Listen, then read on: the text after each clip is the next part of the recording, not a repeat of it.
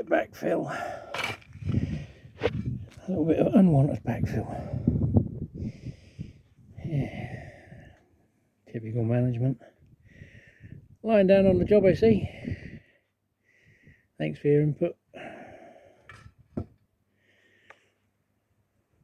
Well, but leave it a few minutes before I press record, so I don't sound like a phantom phone caller or someone that smoked 60 a day. It was nearer 30, but that was a long while ago.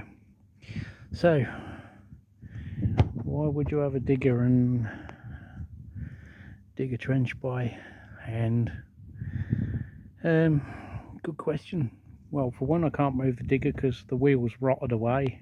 I've now had to spend 85 quid on ordering a couple of new wheels. The bucket that's fitted to it is gonna cut out too much. So all I have got, I think, about a 12-inch bucket. The foreman's not far away. They do like to try and help, but they usually get in the way. Because they think if you're digging a hole, that must mean there's something small and furry that shouldn't be in the garden.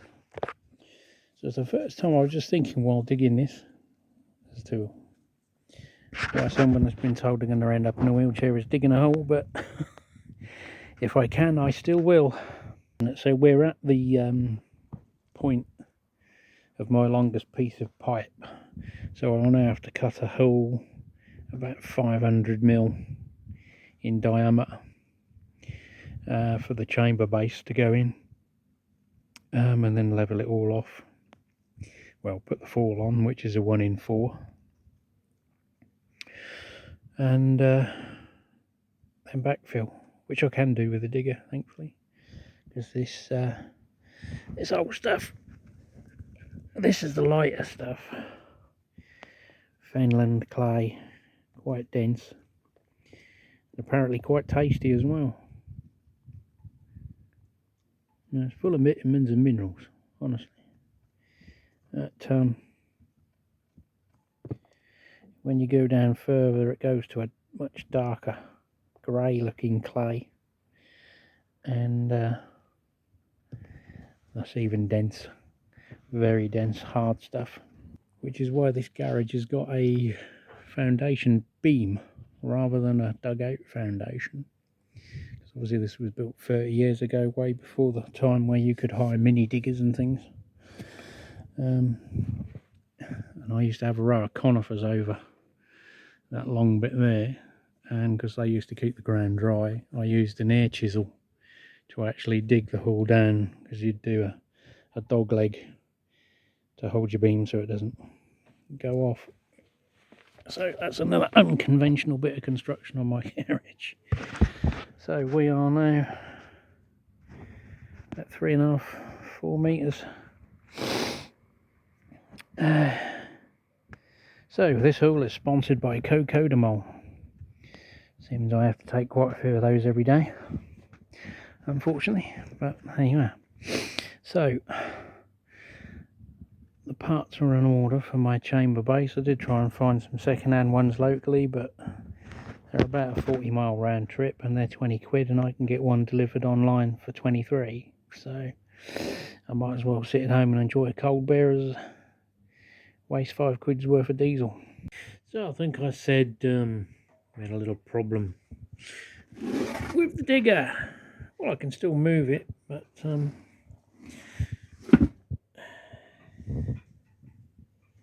not supposed to look like that. Thank the dogs for that. Yeah. So £90 later, we have to buy some new shoes for the digger. And, fit them, I've got to get some new wheel nuts as well, so that's another 10 quid, so there's another £100 down. And we're finished excavating down here, so there's a big round hole for this. 2 parts, we've got a riser and the poop chute. So that's next on the cards.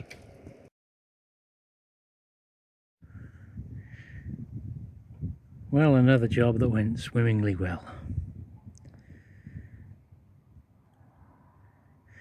Nuts are that rusty you have to... I think they started life off as a 19 or a 17. And you have to get 15 on them. And that one didn't want to play ball. So now I need to buy a stud as well. Well, if I inserted a still just a moment ago, it did look a bit tidier than this. And there didn't seem to be quite as much soil. But there is. I've cleared the mound over the far side there, so I can access about half the fence. So I've got to move the rebar mesh, stick that over the other side. The extra soil on there will all compact down in that old trench anyway. We backfilled this today, finished that off, just wet around there so that can consolidate, leave that to settle. I might change the riser on it depending on what the grade level is around here. It could come down a little bit, it might go up.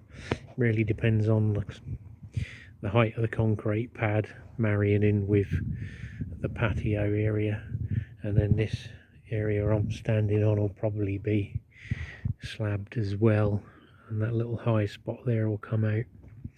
But it depends on how much of the soil I've got to grade over this far side, because there's a little bit low there.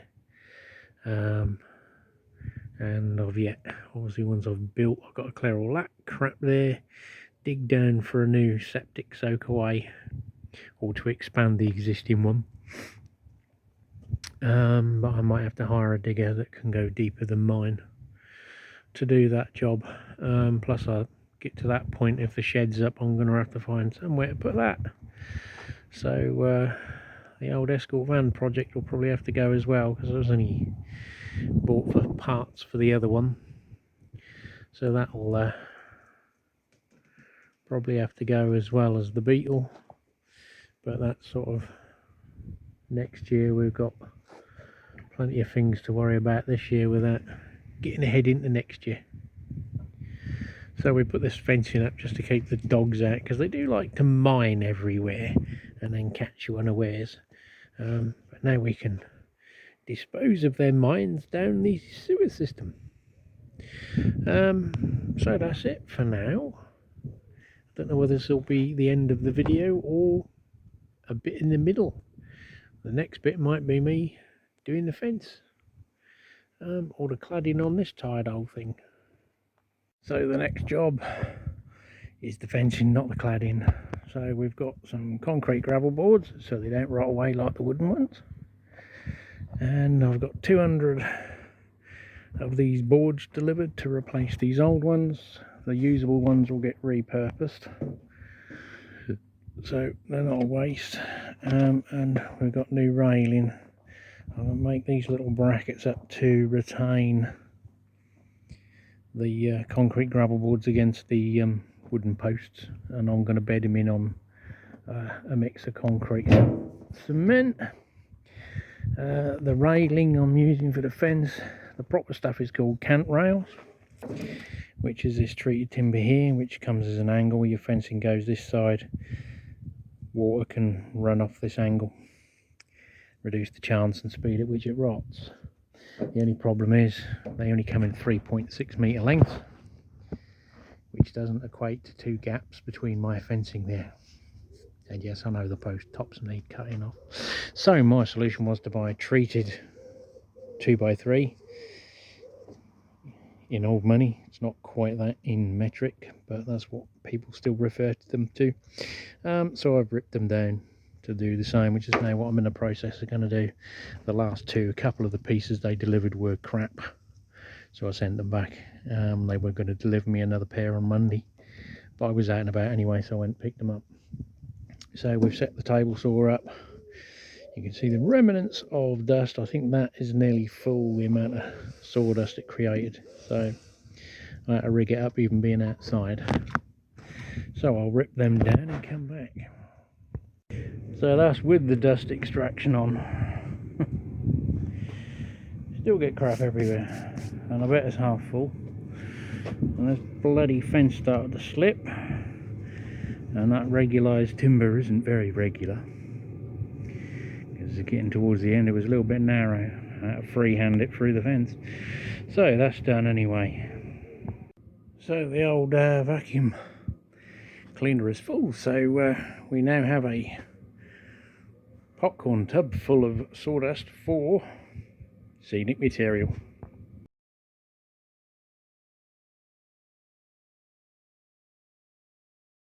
So as you can see, the fencing is well underway now. We're probably coming to halfway where that post is there, so I just got to fill that bit in and sort out the shingle the other side of the neighbour. It banked up shingle against the gravel board, so I've had to move it back so I can put the new ones in, which are concrete rather than wood, so that advantage of no rotting. And got through the cant rails.